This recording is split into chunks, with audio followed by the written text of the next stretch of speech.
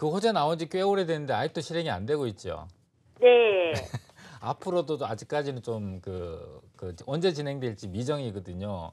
그러니까 그걸 네네네. 막연하게 기다리기는 조금 어렵고 또 한 네. 가지는 그 호재가 지하화되는 호재가 주변에 있는 이제 시청자분께서 갖고 있는 단독주택 같은 경우에 크게 네. 영향을 주는 그런 호재는 아닙니다. 아. 네, 그래서 이제 일단은 내가 투자하는 부동산과 주변의 호재하고 이게 궁합이 맞지 않는 투자를 좀 하신 게 좀 아. 단점이고요. 이 예. 단독주택이라고 제가 로드뷰를 봤는데 이 코너 땅에 위치를 하고 있고요. 네. 대지가 그렇게 큰, 대지 면적이 그렇게 큰 땅은 아닌 것 같아요. 몇 평 정도 되죠? 115 제곱미터예요. 105제곱미터 하면 30, 115. 115? 그러면 한 네. 35평 정도 되네요. 그렇죠? 평으로 예. 따지면은. 자, 예. 35평 정도. 앞서 이제 처음에 일본에 이제 처음에 전화 주신 분하고 이제 성내동에 있는 면적하고 비슷한데요. 이 네. 단독주택 같은 경우 제가 보니까 건물도 상당히 한 20년 이상 된 것 같네요. 네. 네, 20년 이상 노후도 좀 진행이 되고 있는 것 같은데 네. 거주는 하고 있지 않죠. 네. 그러니까 임대를 놓고 있는데 월세 놓고 계세요? 다 전세 놓고 계세요? 3층은 전세고요. 네. 아래는 월세고요. 월세 아래 위층 다 합쳐서 월세 얼마 정도 나와요, 한 달에? 100만 원 정도요? 100만 원 정도.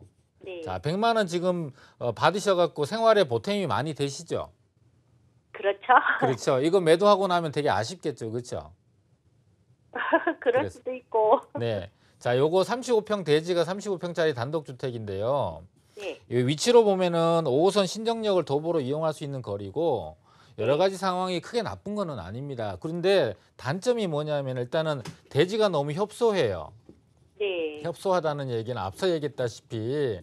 건물을 새로 짓기에는 조금 불편한 부분이 있고요. 두 번째로는 도로가 남측하고 동측에 위치를 하고 있습니다. 네. 남측 도로를 끼고 있다는 얘기는 새로 건물을 짓게 되면 방법은 여러 가지가 있어요. 이거를 리모델링을 하시는 경우도 있어요. 지금 현재 면적을 줄이지 않고 네. 겉이나 내부에 있는 걸 리모델링을 깨끗하게 해서 건물을 튼튼하게 한 다음에 새로 임대를 주게 되면 지금보다 임대료가 더 많이 받을 수가 있거든요. 그래서 네. 리모델링 하는 방법이 있고요.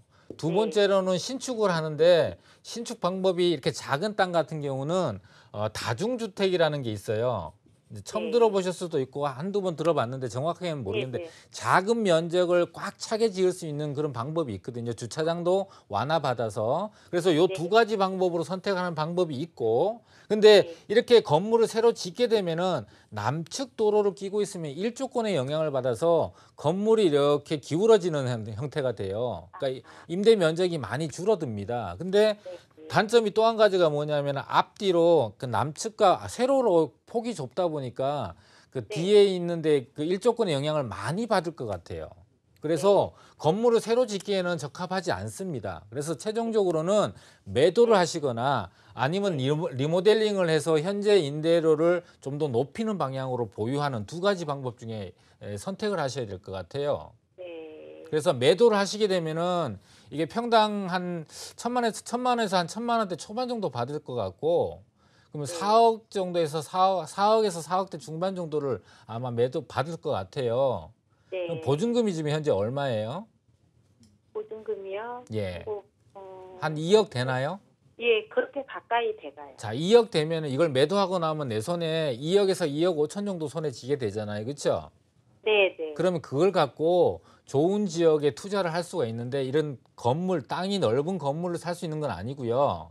네. 좋은 지역, 예를 들면 뭐 사람들이 전국에서 유명한 용산 지역 같은 경우도 네. 2억대 중반 정도로 다세대 주택 새 거를 하나 살 수가 있어요. 역세권에. 그러면은 네. 월세를 한 70만 원 정도는 받을 수가 있습니다. 그럼 지금 네. 100만 원 받는 것보다는 한 30만 원 줄어들지만은 네. 이거는 지금 계속 갖고 있어도 가격이 오르지 않잖아요.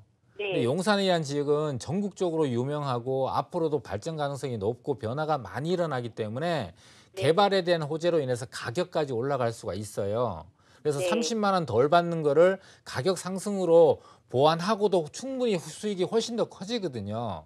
그래서 네. 당장 눈에 보이는 월세가 좀 줄어든다고 아쉬워할 이유가 없이 좋은 지역에다가 투자를 하는 방법이 훨씬 더 좋습니다. 이거는 아 계속 갖고 있으면 노후가 계속 진행되기 때문에 네네. 수리 비용이라든지 무슨 비용들이 계속 들어가는 상황이 되고 가격은 네. 안 오르고 그러니까 수익은 발생하지 않고 그 손실만 자꾸 발생하는 그런 네. 형태로 보유가 될 거거든요.